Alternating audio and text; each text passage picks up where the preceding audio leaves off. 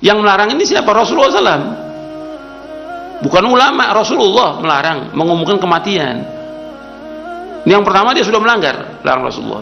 Yang kedua, nggak ada manfaatnya diumumkan untuk orang lain. Yang ketiga, ini yang tadi ditanyakan, menakut-nakuti kaum muslimin. Kan iman itu berbeda-beda orang, bertingkat-tingkat. Dengan disebarkan gitu, tambah takut orang. Tentang masalah pengumuman kematian, itu kan ada larangannya dalam hadis Nabi SAW. Naha Rasulullah anin na'i. Rasulullah melarang dari an-na'yu. Na'yu itu mengumumkan kematian. Jadi justru kalau ada kematian itu bukan diumumkan, hanya dikasih tahu beberapa orang yang memang mau mengurus jenazahnya. Tuh, perhatikan tuh. Naha Rasulullah anin nahi. Itu ada, antum lihat di kitab-kitab fikih tentang masalah ini. Di Kitabul Janaiz. Itu larangan mengumumkan kematian. Yang melarang siapa? Rasulullah SAW. Bukan sekarang ada kematian diumum. Sekarang yang paling penting, ketika ada kematian, yang paling penting itu adalah orang-orang yang ngurus jenazahnya, memandikannya, menyolatkannya, membawa ke kubur. Orang lain di luar kota, apa urusannya dia? Apa kepentingannya dia? Yang melarang ini siapa? Rasulullah SAW. Bukan ulama, Rasulullah melarang mengumumkan kematian. Kalau sekarang di kampung kadang-kadang diumumkan, karena memang orang kampung itu yang ngurus jenazahnya untuk memandikan dan juga menyolatkan.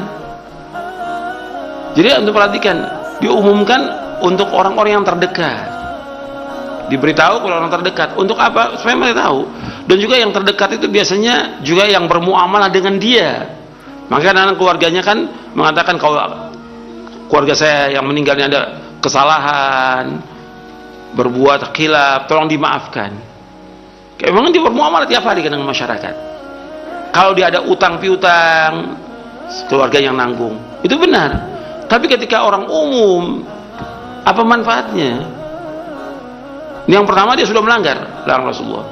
Yang kedua, nggak ada manfaatnya diumumkan untuk orang lain. Yang ketiga, ini yang tadi ditanyakan, menakut-nakuti kaum muslimin. Kan iman itu berbeda-beda orang, bertingkat-tingkat. Dengan disebarkan gitu, tambah takut orang. Dan ini yang takut bukan hanya orang awam, pelajar takut, ustadznya tambah takut sekarang. Jadi antum jangan umumkan, jangan baca deh berita-berita tentang COVID sekarang, jangan baca tuh, nggak manfaat. Antum tambah baca tambah takut. Antum Hasan baca apa tadi? Saya bilang baca apa? Al-Quran, baca Al-Quran tiap hari itu. Baca Quran, baca hadis Nabi, manfaat, tambah ilmu, tambah iman kita kepada Allah. Bukan baca tentang berita tentang COVID, baca Al-Quran. Itu nggak manfaat. Jadi yang nggak manfaat itu tinggalkan. Kan Nabi bersabda SAW, min husni islamil mar'i tarkuhu malayani. Kebaikan Islam seorang meninggalkan apa yang tidak bermanfaat. Jadi diumumkan kurang manfaat. Kalau kita katakan kita ingin doanya, iya, doanya yang paling penting dari keluarganya, yang paling dekat. Doa orang lain betul kita harapkan, tapi dengan pengumuman itu antum menakuti kaum muslimin. Apa? Tambah takut orang.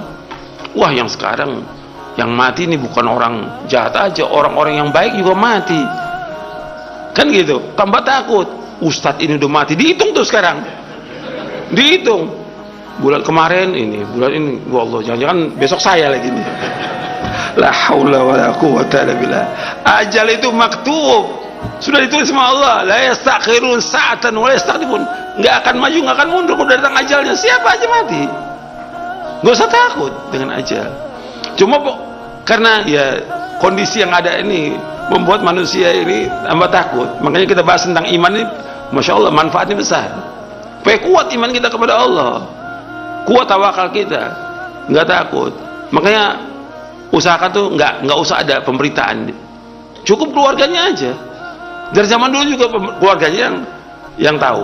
Ikan enggak sekarang, semua orang tahu. Dan enggak apa, ada mungkin di antara mereka yang mendoakan, ada, tapi yang terbanyak apa? Yang takut dengan berita itu. Jangan diumumkan. Yang melarang untuk mengumumkan Rasulullah SAW. Nabi pernah mengumumkan karena memang diberitahu oleh malaikat Jibril, mayatnya nggak ada di situ. Siapa? Raja Najasyi. Malaikat memberitahu kepada Rasulullah, malaikat Jibril, bahwa Raja Najasyi meninggal. Kamu sholatkan, karena nggak ada yang sholatkan di negerinya dia, nggak ada orang, cuma dia sendiri beriman kepada Allah. Maka Nabi menyolatkan sholat gaib. Hanya sekali itu kejadian sholat gaib, nggak ada lagi yang lain yang memang nggak disolatkan. Adapun di tempat yang memang sudah disolatkan, nggak boleh sholat gaib, nggak boleh. Sholat gaib itu hanya ada bagi tempat yang memang tidak disolatkan dia. Kalau sudah disolatkan, 2 orang yang solatkan cukup, sudah, nggak ada yang lain sholat gaib. Kecuali kalau kita datang ke pemakamannya, kita sholatkan dia. Sholat gaib hanya terjadi sekali, itu Raja Najasyi itu. Dan zaman itu banyak sahabat-sahabat yang meninggal di negeri lain, nggak pernah Nabi sholat gaib. Hanya Raja Najasyi itu aja, nggak ada di hadapannya, diberitahu oleh malaikat Jibril. Nabi kemudian bersab dengan para sahabat, kemudian sholat dengan 4 kali takbir. Jadi yang tadi saya ingatkan lagi, nggak usah ada pengumuman-pengumuman lagi yang seperti itu di media sosial. Nggak perlu. Yang penting masyarakat yang ada, dia tinggal di situ, itu yang diumumkan. Untuk apa tujuannya? Memandikan, mengkafankan, menyolatkan, mengantarkan kubur. Jelas sampai sini. Dan juga sekarang juga saya tambahkan lagi, khawatir juga dengan pengumuman itu dimanfaatkan oleh orang. Untuk apa? Untuk donasi. Ini yang merusak nih nama dakwah. Ini sebenarnya ngerusak. Ini kalau saya bicara nih kepada orang yang berakal dan punya hati, gitu. Ya. Donasi ini merusak dakwah salaf. Seolah-olah setiap ada kejadian apa aja minta duit. Apa kejadian minta duit? Minta-minta itu penghinaan diri kepada manusia. Haram dalam Islam, nggak boleh menghinakan diri. Minta-minta itu hukumnya haram dalam Islam. Meskipun bukan buat kita, tapi kita mau minta-minta, namanya minta-minta itu menghinakan diri pada manusia. Kenapa harus seperti itu? Dari zaman dulu orang nggak ada minta-minta. Dan juga antum lihat di desa-desa jutaan orang yang meninggal nggak ada minta-minta. Inilah sekarang kita ini, dan memakai nama dakwah salaf. Ini ngerusak nama dakwah salaf ini. Jadi orang-orang yang seperti ini.